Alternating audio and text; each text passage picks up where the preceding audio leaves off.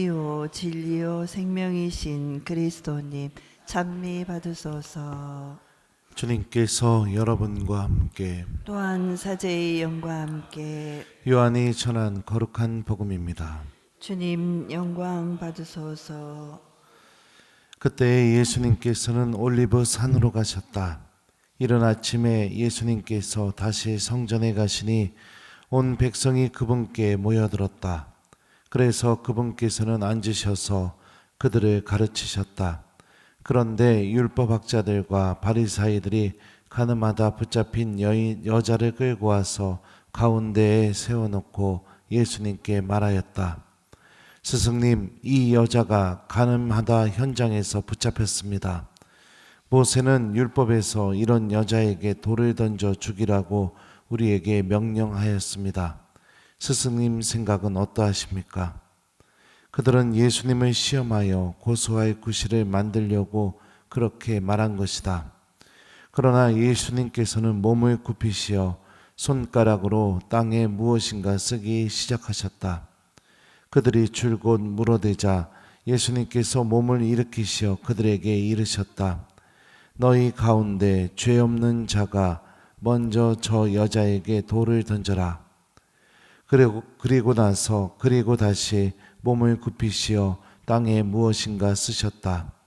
그들은 이 말씀을 듣고 나이 많은 자들부터 시작하여 하나씩 떠나갔다. 마침내 예수님만 남으시고 여자는 가운데에 그대로 서 있었다. 예수님께서 몸을 일으키시고 그 여자에게 여인아, 그 자들이 어디 있느냐? 너를 단죄한 자가 아무도 없느냐? 하고 물으셨다.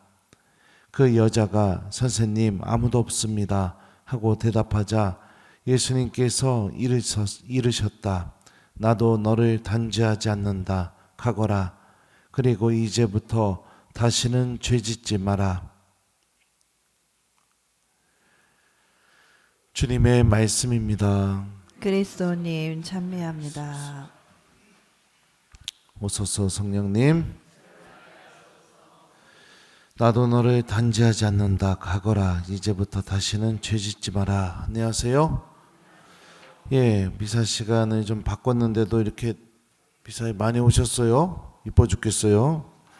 자, 오늘 일독서 말씀 볼까요? 일독서 보면 우리 수산나라는 여자가 모함을 당합니다. 그렇죠?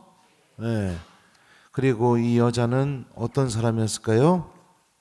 모함 속에서도 하느님을 신뢰하고 죄를 선택하지 않으려고 했던 그런 여자라는 걸 알 수 있습니다. 여기 보면 23절 주님 앞에 죄를 짓느니 차라리 그렇게 하지 않고 당신들의 손아귀에 걸려드는 편이 낫소 이렇게 얘기합니다.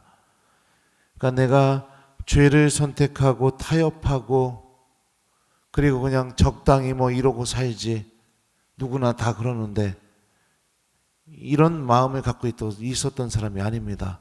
하느님 한 분만을 의식하면서 주님께서 다 보고 계시다는 것을 기억하고 내가 손해를 많이 본다 하더라도 죄를 선택하는 게 아니라 하느님의 방법을, 하느님을 신뢰하는 법을 선택합니다.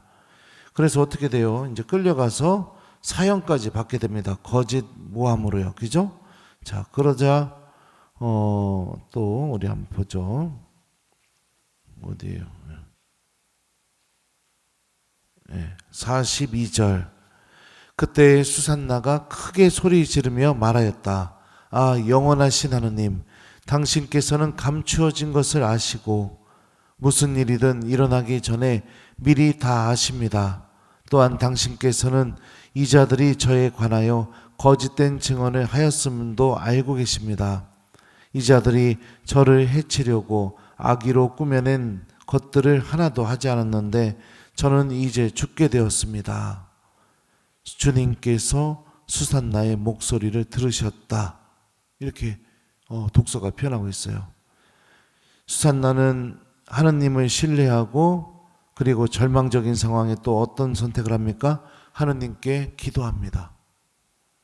주님께서 알고 계시다는 믿음 안에서 주님께서 모든 것을 보고 계셨다는 믿음 안에서 기도하는 신앙인이었어요.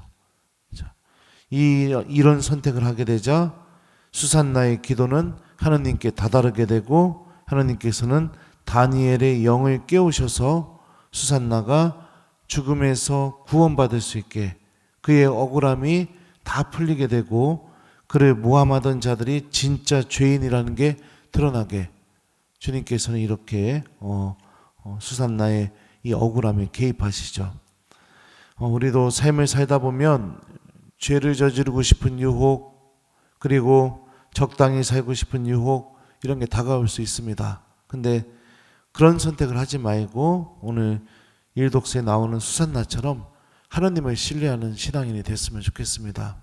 억울하다 하더라도, 모함당했다 하더라도 내가 하나님께 의지하고 주님께 기도한다면 주님께서는 반드시 우리들의 기도를 들으시고 나의 그 억울한 처지, 또 모함당하는 처지, 그 죽음의 상태에서 우리를 구원으로 인도해 주실 겁니다.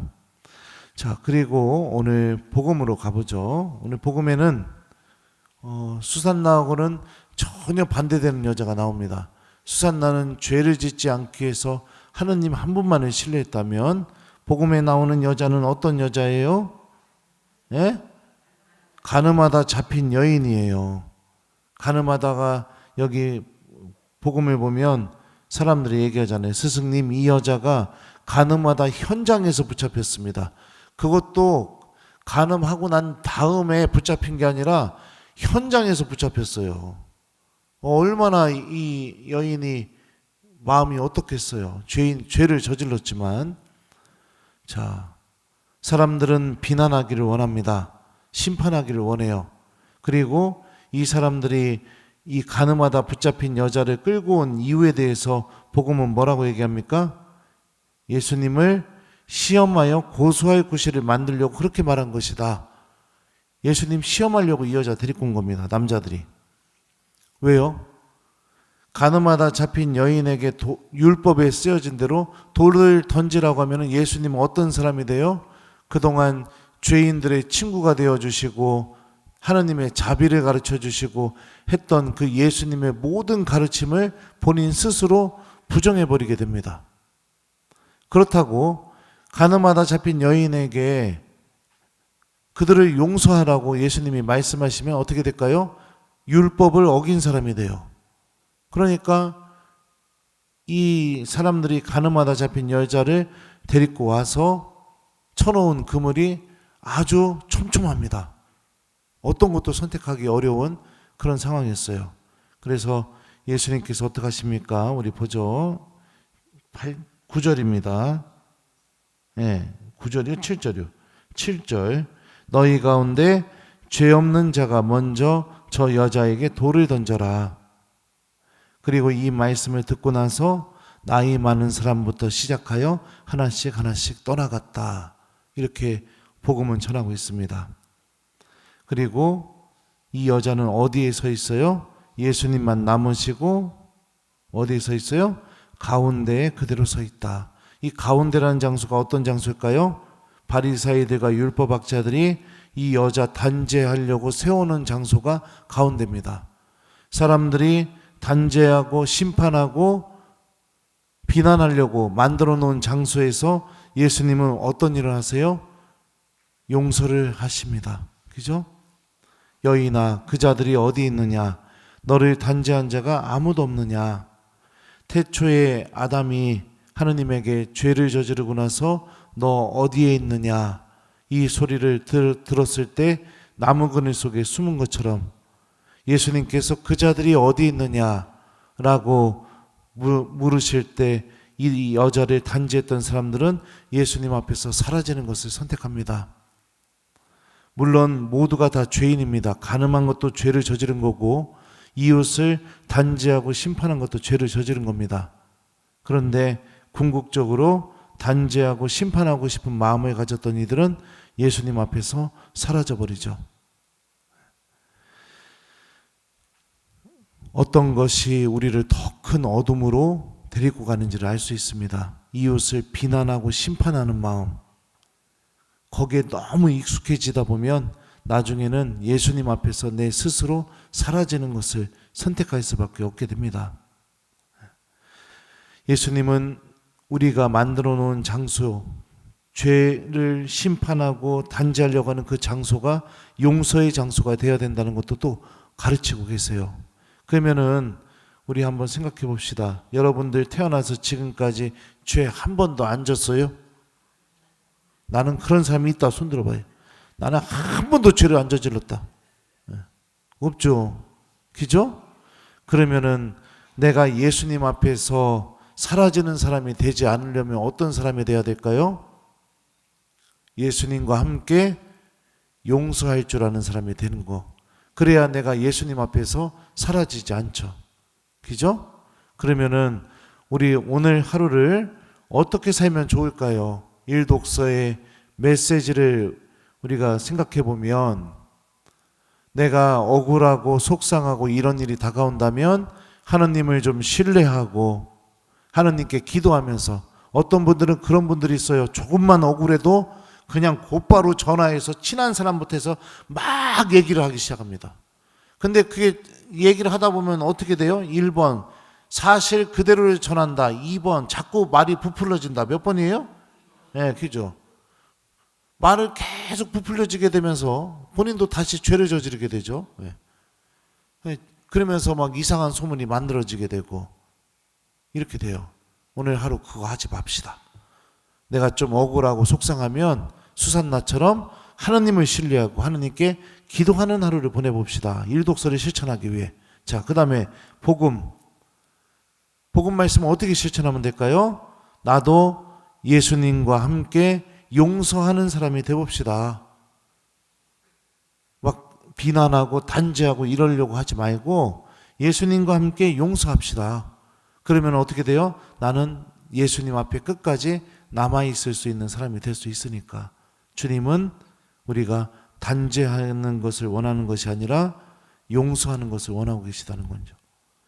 이 복음의 메시지를 잘 기억하면서 오늘 여러분들 배우자하고도 지내면서 억울하거나 막 이럴 때 다른 자매들 만나갖고 남편 욕 실컷하고 막 그거 하지 마시고, 형제님들도 마찬가지고 하나님을 신뢰하고 하나님께 기도하시고, 또 누군가가 막 비난하고 험담하고 단죄하고 막 그러고 있으면 용서하려고 여러분들 거기에 가담하지 마시고 용서하는 그런 하루, 또 누군가가 나에게 잘못했을 때도 내가 용서하는 하루. 어떤 분은 그런 분이 있어요.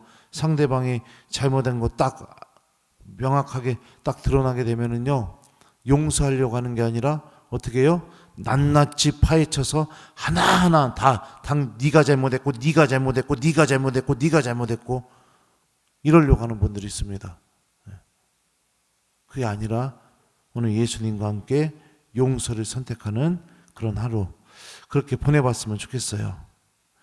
그래요. 오늘 이 말씀, 일독서 복음 말씀 오늘 잘 실천하면서 예수님 편에 서 있고 예수님과 함께 머무는 그런 하루가 되었으면 좋겠습니다. 나도 너를 단죄하지 않는다. 가거라. 그리고 이제부터 다시는 죄짓지 마라. 아멘.